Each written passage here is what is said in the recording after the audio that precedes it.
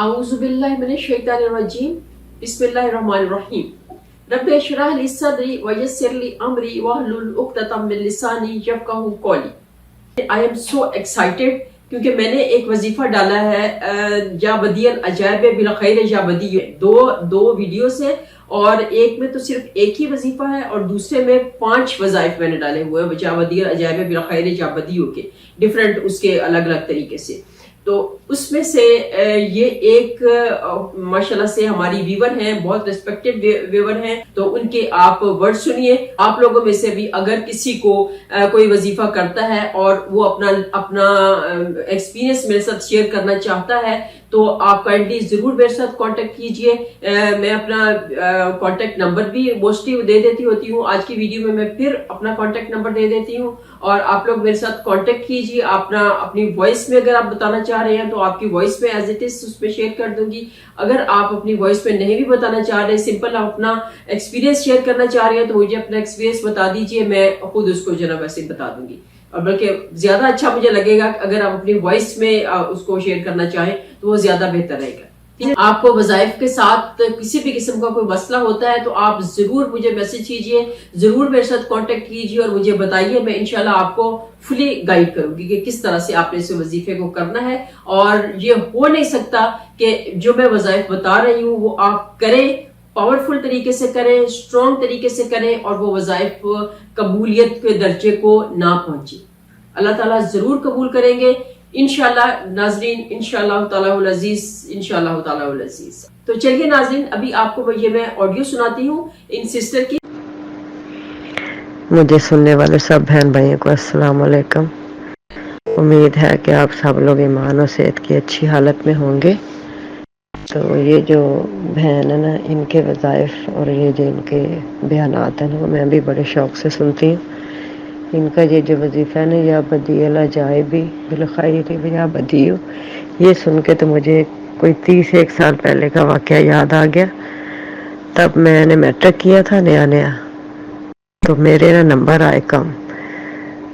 तो भाई मुझे कहते हैं कि इन नंबरों से तुम्हें पीटीसी में दाखिला नहीं मिलेगा।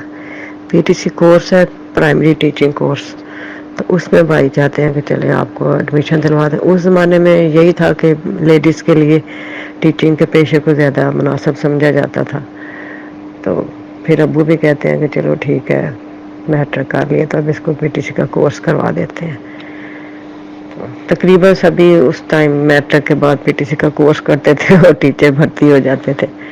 तो मेरे लिए भी यही सोचा गया, लेकिन मेरे चूँकि नंबर कम आए तो फिर मुझे भाई कहते हैं अपना डिवीज़न इम्प्रूव करो।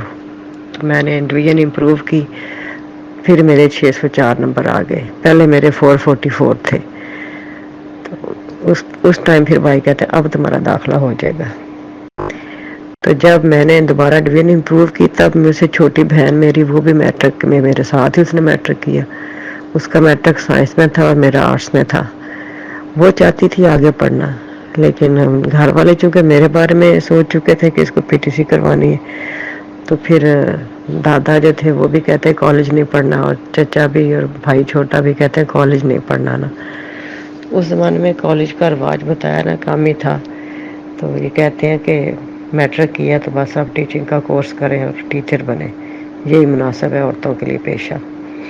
फिर जो है वो हम आ गए इधर गुजरात साइड पे लाला मुसा, तो उधर एक स्कूल में एडमिशन होना था।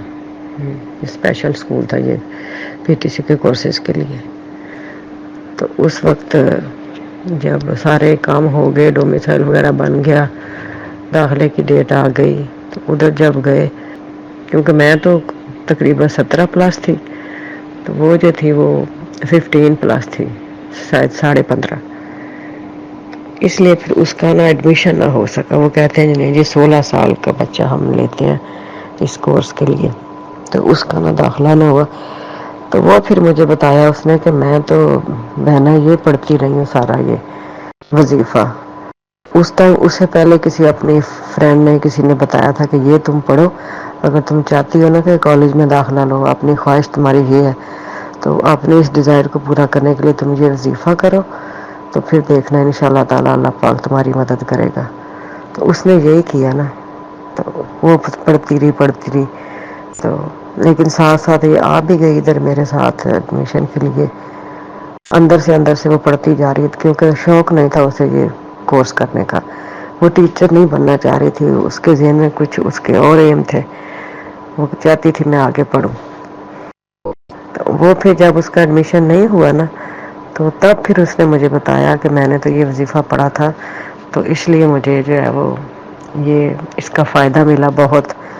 اور جو ہے وہ میرا داخلہ نہیں ہو رہا, میری خوشی ہوگی مجھے بہت زیادہ. پھر وہ واپس چلی گئی, میرا ادھر ایڈمیشن ہو گیا.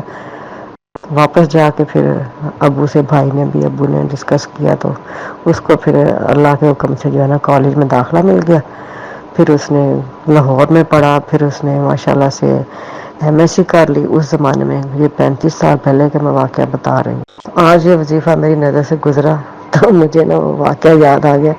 میں نے سوچا میں آپ لوگوں سے شیئر کروں, ہو سکتا ہے آپ اس سے محظوظ ہو اور آپ کو بھی اچھا لگے ہو, کہیں رکے ہوئے آپ کے بھی کام سمجھ جائیں. شروع سے ہی ہم سب, ہمارا نا مذہبی گھرانہ تھا, اور نماز روزے کے پابند تھے ہم سب بہن بھائی. چھوٹے چھوٹے ہوتے ہی ہمیں ماں باپ نے روزوں پہ, نماز پہ لگا دیا تھا.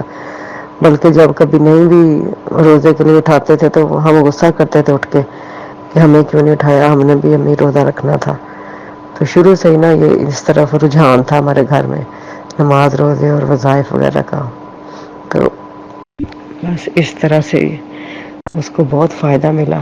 تو آج پھر مجھے وہ واقعہ یاد آ گیا اتنے سالوں پرانا, میں نے آپ سے شیئر کر دیا. امید ہے کہ آپ لوگوں کو اچھا لگا ہوگا.